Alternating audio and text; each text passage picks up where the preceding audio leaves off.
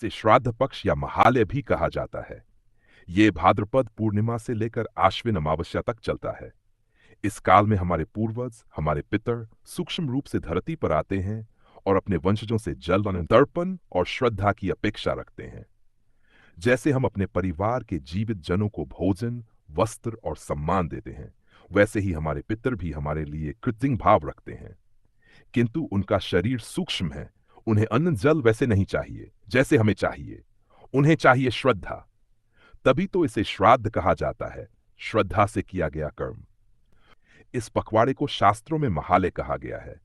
महा का अर्थ है विशाल और आलय का अर्थ है घर, अर्थात यह समय है जब समस्त पितृलोक से हमारे पितर हमारे घरों में पधारते हैं। पितर क्यों आते हैं? हे भक्तों, हम सबका जीवन अपने आप नहीं है। आज हम जो सांस ले रहे हैं, ये शरीर, ये वंश, ये संस्कार, ये सब हमारे पूर्वजों की देन है। शास्त्र कहते हैं पितृणां च प्रसादेन पुत्र पौत्र प्रवृद्धि, अर्थात पितरों की कृपा से ही परिवार बढ़ता है, कुल में समृद्धि और संति होती है। पितृपक्ष में जब हम श्राद्ध, तर्पण, पिंडदान करते हैं तो हमारे पूर्वज सूक्ष्म रूप से उस अर्पण को ग्रहण करते हैं और हमें आशीर्वाद देकर अपने लोक को लौट जाते हैं। श्राद्ध का अर्थ भक्तजनों। श्राद्ध का अर्थ है श्रद्धया यत् क्रियते तत् श्राद्धम, यानी जो कर्म श्रद्धा से किया जाए वही श्राद्ध है। इसमें अन्न, जिल, कुश और दक्षिणा का प्रयोग होता है। भोजन ब्राह्मण को कराना, दान देना और जल तर्पण करना ही पितरों को अर्पण है।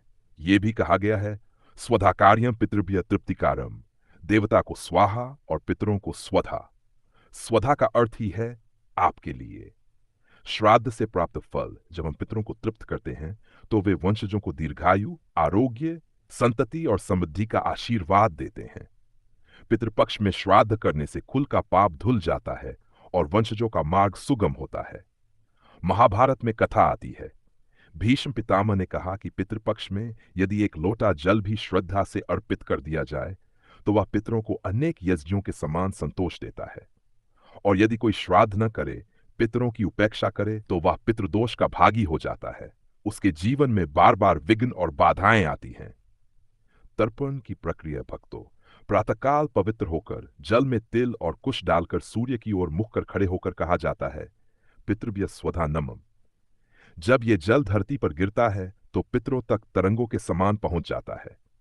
जैसे आकाशवाणी की तरंगें संदेश ले जाती हैं, वैसे ही तर्पण का जल पितृलोक तक संदेश पहुंचाता है। इसलिए इसे तर्पण कहा गया, अर्थात पितरों को तृप्त करना। अंतिम उपदेश। अतः हे भक्तजनों, पितृपक्ष केवल कर्मकांड नहीं है, यह हमारी कृतज्ञता का पर्व है। जिन्होंने हमें जन्म दिया, पालन किया, जिनके कारण हमारा वंश आज जीवित है, उन पितरों के प्रति आभार व्यक्त करने का अवसर है। श्राद्ध से हमारे पितर प्रसन्न होते हैं और कहते हैं, वत्स, तुमने हमारा स्मरण किया, तुमने हमें जल दिया, भोजन दिया, हम तृप्त हुए। अब तुम्हारे कुल में सुख समृद्धि बनी रहे। जो मनुष्य पितृपक्ष में श्रद्धा से पितरों का पूजन करता है, उसका कुल पावन हो जाता है, उसकी संतति और उसके घर में कभी दरिद्रता नहीं आती। यही है पितृपक्ष का महत्व।